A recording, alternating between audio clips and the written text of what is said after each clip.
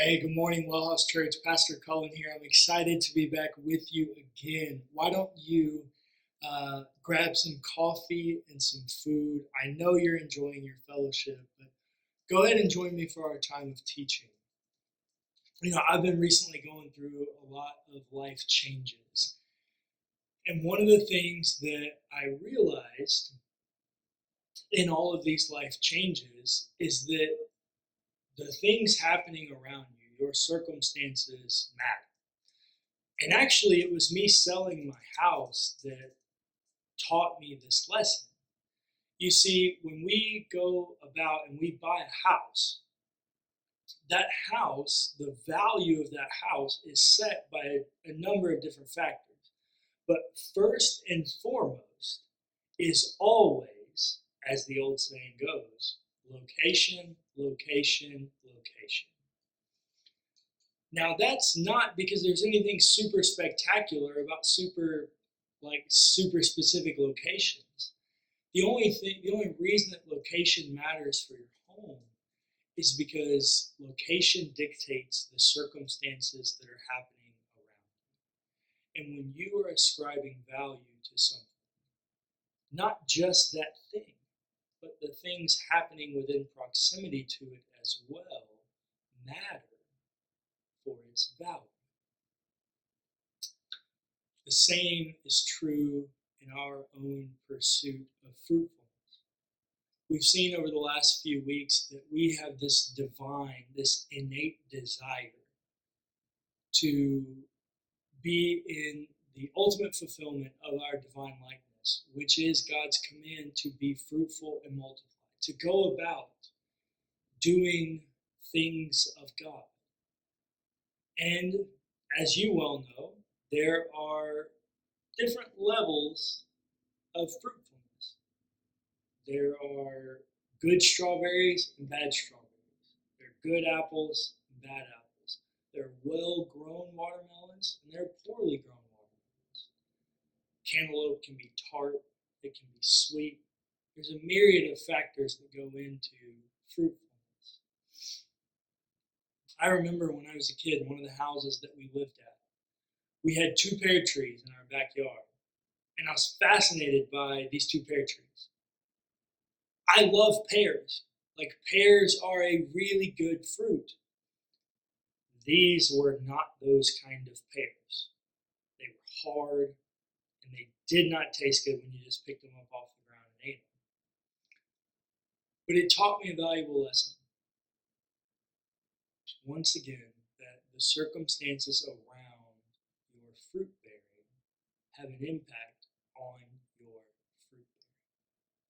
Today I want to look at a biblical text where we see the same truth unfold. This is in Genesis chapter 4 with Cain and Abel.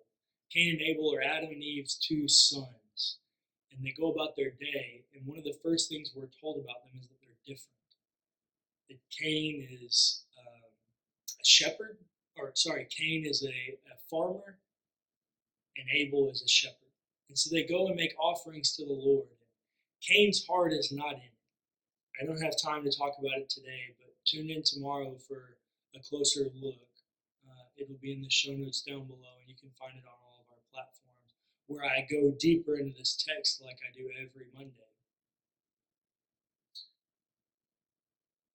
Cain doesn't have the right heart in making his offering. So he makes his offering, and God rejects it.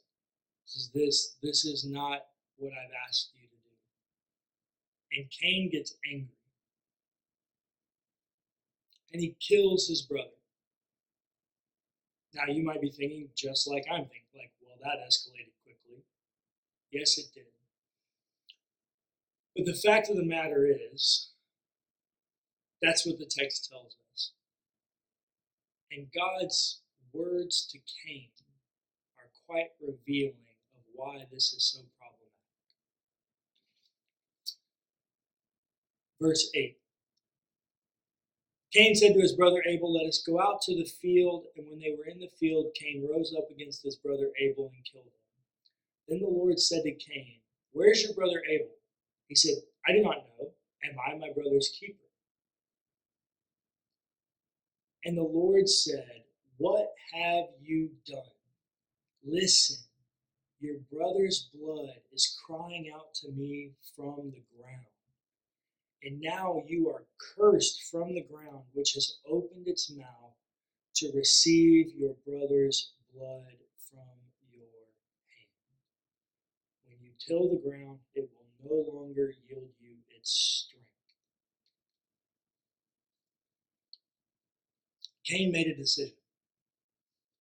That decision was impacted by several different factors. His anger, most notably. And when Cain made the decision to kill his brother, something happened in that moment. God seems uniquely concerned with the fact that the ground is soaking up innocent blood. Innocent blood that was shed because of innate violence. And that now has an impact. That ground now has an impact because the ground is where our fruitfulness takes root. And Cain has affected his fruitfulness, his rooting, so much so that God tells him, "You will be a fugitive and a wanderer on the earth." Because, listener, and hear me on this, your choices and your circumstances affect your fruitfulness.